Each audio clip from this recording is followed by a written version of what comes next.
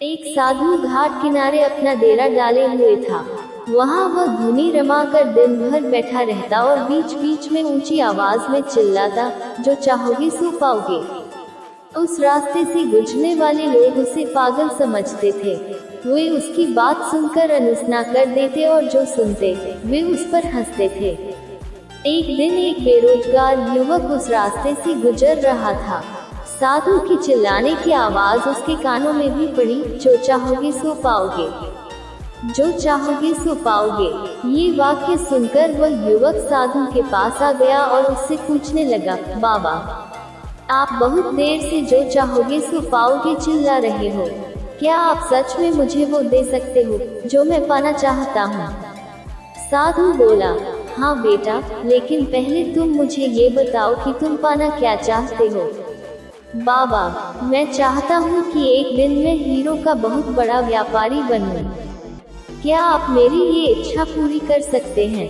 युवक बोला, बिल्कुल बेटा, मैं तुम्हें एक हीरा और एक मोती देता हूँ, उससे तुम जितने चाहे हीरे मोती बना लेना। साधु बोला। साधु की बात सुनकर युवक की आंखों में आशा की ज्योति चमक उठी।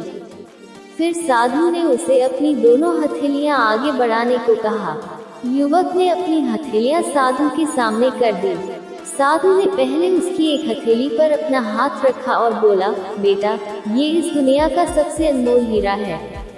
इसे समय कहते हैं। इसे जोर से अपनी मुट्ठी में जकड़ लो। इसके द्वारा तुम जितने चाहे उतने हीरे बना सकते हो। इसे कभी अपने हाथ से निकलने मत देना। फिर साधु ने अपना दूसरा हाथ युवक की दूसरी हथेली पर रखकर कहा, बेटा, ये दुनिया का सबसे कीमती मोती है। इसे धैर्य कहते हैं। जब किसी कार्य में समय लगाने के बाद भी वांछित परिणाम प्राप्त ना हो, तो इस धैर्य नामक मोती को धारण कर लेना। यदि यह मोती तुम्हारे पास है, तो तुम दुनिया में जो चाहो वो हासिल कर सकते हो। युवक ने ध्यान से साधु की बात सुनी और उन्हें धन्यवाद कर वहां से चल पड़ा। उसे सफलता प्राप्ति के 2 गुरु मंत्र मिल गए थे। उसने निश्चय किया कि वह कभी अपना समय व्यर्थ नहीं गंवाएगा और सदा धैर्य से काम लेगा। कुछ समय बाद उसने हीरे के एक बड़े व्यापारी के यहाँ काम करना प्रारंभ किया। कुछ वर्षों तक वह दिल लगाकर व्यवसाय का हर गुण सीखता रहा और एक दिन अपनी मेहनत और लगन से अपना सपना साकार करते हुए हीरे का बहुत बड़ा व्यापारी बना। लक्ष्य प्राप्ति के लिए सदा समय और धैर्य नाम के हीरे मोती अपने साथ रखें।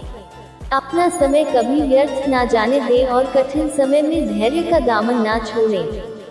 सफलता अवश्य प्राप्त होगी।